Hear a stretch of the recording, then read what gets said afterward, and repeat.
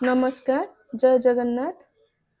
आज आमे करिबा बिना मिल्क मेड रे भोजी स्टाइल खीरी। आमे गैस लगेलु।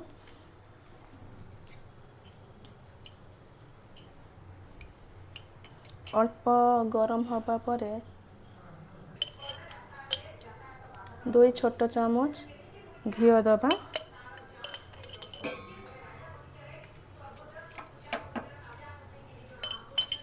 से फास्ट काजू को सब फ्राए कर नबो।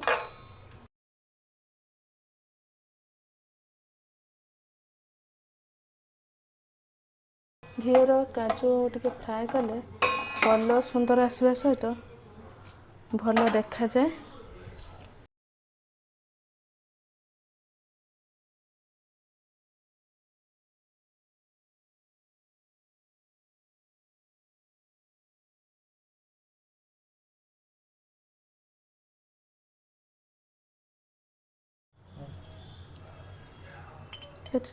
काजू भाजी घी किसी अच्छी से आउ 1 चामच घी दबा दे। ये मेन इम्पोर्टाट काम है आमर 1 चामच चीनी दबा।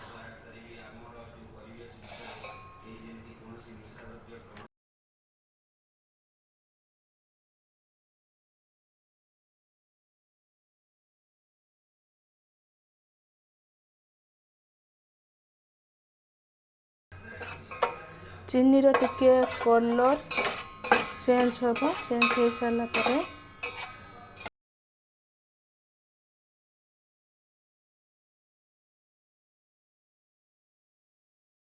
यही स्टेज रे आमे चाउल दबा जोटा कि आमे दरदरा करी ग्राइंड कर देछु। पूरा फाइन ग्राइंड होना दरदरा करी ग्राइंड करिछु। ये इम्पोर्टाट जिनस जमी कि चीनी बेसी डार्क हम ना ब्राउन कलर केवल रहिबो। बेसी डार्क हेले पितालिया लागिबो। ये ध्यान दे करबा।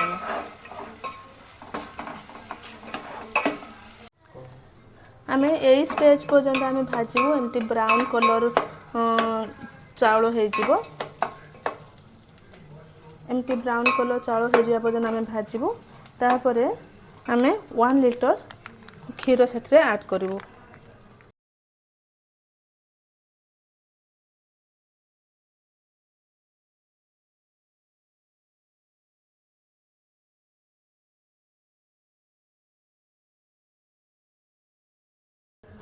वन लिटर क्षीर ऐड कलु। याकू आमे 45 मिनट पर्यंत फुटिबा पाई दबो। जहाँफल कि ए क्षीरटी भल भाव सीझीज आउ सीझीज सीझीपर भल टेक्सचर आसब। यही फुटिबा समय रे आमे स्वाद हिसाब रे लूण दबा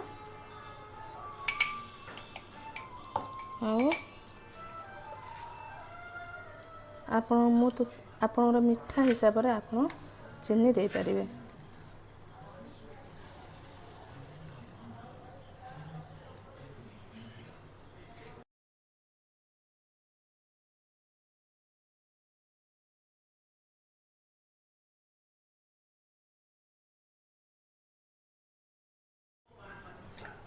आमे मझिरे मझिरे टिके गोळे नबा नहले लागी जाय पारे तळे टिके चाउल। तेणु करके आमे मझिरे मझिरे टिके गोळे नबा।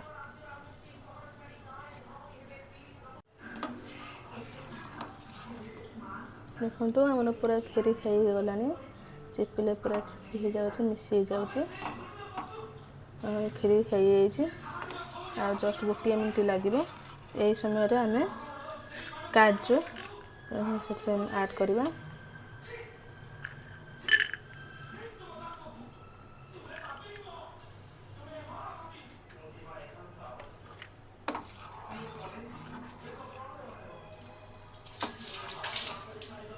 देखो यार टेक्सचर पूरा सुंदर है। बहुत बढ़िया लगुच कलर देखो कलर केते बढ़िया है पूरा पूरी भोजी स्टाइल परिया है बहुत टेस्टी मध्य लागिवो।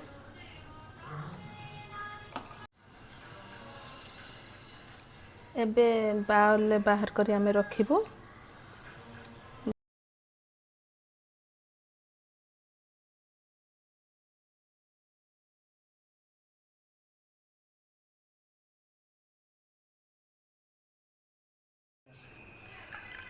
आमे टिके आलमंड को गार्निशिंग कर दबा। सुंदर देखा जाए बहुत सुंदर लगे आलमंड टे गार्निशिंग करिवो।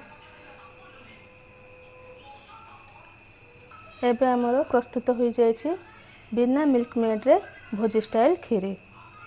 आपन तो बहुत प्रकार खीरी बनै थिबे एमिति थरे बनै देखंतु। जदि आपन को भलो लागिला ताहले कमेंट रे जणांतु। भल पसंद आसिले आपन लाइक सब्सक्राइब एंड शेयर करिवे। रहुछि धन्यवाद। जय जगन्नाथ।